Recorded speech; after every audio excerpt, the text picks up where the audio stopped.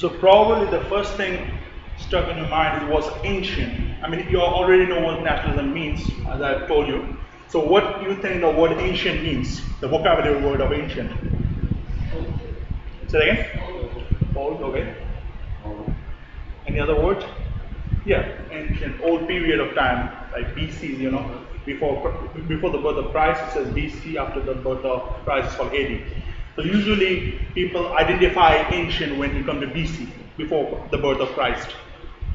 So we are going to see some of the examples how the ancient people, like there are four ancient civilizations that you have learned about, the Mesopotamian, the Egyptian, the Indus Valley civilization, and the Huang civilization. These are the four earliest civilizations, and we can see that they have nationalistic ideas among themselves. So we're going to see some of the examples of that. Have any one of you learned about ziggurat, this temple? Yeah. No? What is ziggurat? Building. No. A temple where. Second? A temple where. Here you go. The ancient Mesopotamian, which is modernly located in Middle East, Iraq, they used to build this temple for their gods, the high gods. The more higher god you have, the more upward the god goes. Like, for example, the god is third in the position, it will go in the third. If the god is first, the best god, they will stay all the way at the top. The temple will stay all the way at the top. But anyways, the main motive of the Mesopotamians was to make a house where they can stay safe from the outside attacks. You know the nomadic people? Yeah. What? They followed the herds. Like Yeah. But what they usually do, the nomadic. They followed the animals. Right, but they also used to be attacking the peoples. They used to go to the cultivated land and used to attack the people. So to protect themselves, the elites of Babylon and Sumeria, Mesopotamia, they used to make all these places so that the nomadic people could not attack them. And they also used to make another wall surround the whole of Mesopotamia so that the outsiders cannot come in and attack them. So this is one type of nationalism, how it's similar to the modern nationalism. When you have a kind of wall surrounding a country, for example, what it symbolizes you? Second? Okay. Like it's independent. Yeah. What is the term used for that when you surround a country? Here you go, border.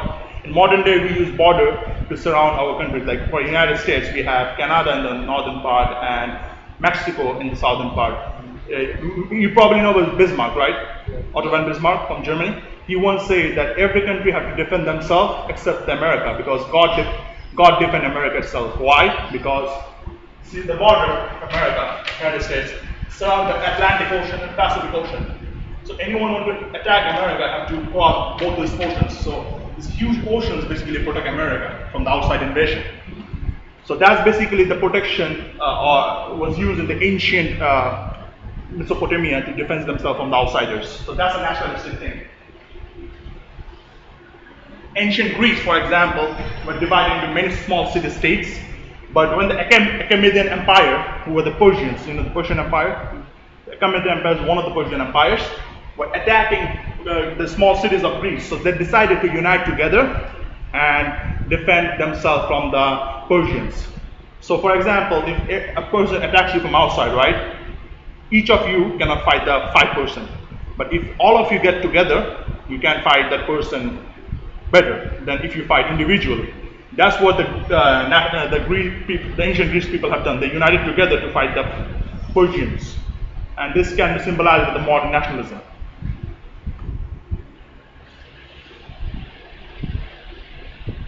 This is a trading route of, you can see, Mesopotamian Empire, which is modern day Iraq. The Ur and Uruk are the main centers. And this is the Indus Valley civilization, the Mohenjo-daro and Harappa, which is modern day in Pakistan. But this is one of the most earliest civilization in India. So they used to do trading among each other. So in the modern day, right, for example, if a Russian product comes to America, what will be the first thing done to the product by the custom officers? They will check it to see if there's any. But once it reaches it, what they will do? You will check the quality. Yes, but like for example, a product come from Russia to America, United States. What will the custom officers do or the government officials do? Terrorize the people. There you go. So that's what the people of ancient Mesopotamia, the ancient people in this valley used to do when the Mesopotamian products used to come to Mohenjo-daro and Harappa. They used to tariff them, and that's a sign of nationalism. That when products come from outside, you put tariff on them. Like if a product comes from state to state, you do not put trading tax. You put other kind of tax, but you don't put trading tax because the trading happening in the local areas. But when the trading, when the elements of the product come from outside world, you put tariff on them. So that means that this is the international tax they have to pay. So this is also one kind of nationalism, which the modern nationalism, which was followed by the ancient Indus Valley civilization.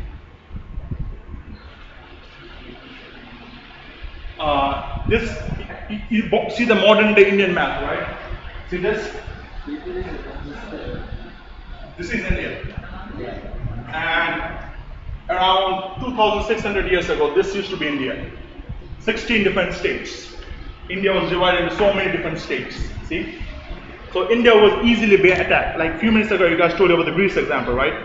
If outsider attack you individually, you cannot defend it. But when you all get together, you can attack much better. So what happened around 300 BC, you know 300 BC, like 300 years before the birth of Jesus Christ, the Greeks, Alexander the Great, had came to conquer the whole world. You know about the story, right? Alexander. So he had, ancient time used to believe that India is the last part of the world. There's nothing after India. That was what was believed in the ancient period of time, because they didn't have the maps like we have in modern day. So what Alexander did, he went to India to finish his conquest of conquering the whole world. He conquered a huge portion of places over here next to the Hydrapus River. So now to battle Alexander the Great, what should the separate 16 states do? They have to join together, right? So that's what have been done by these two ideological leaders.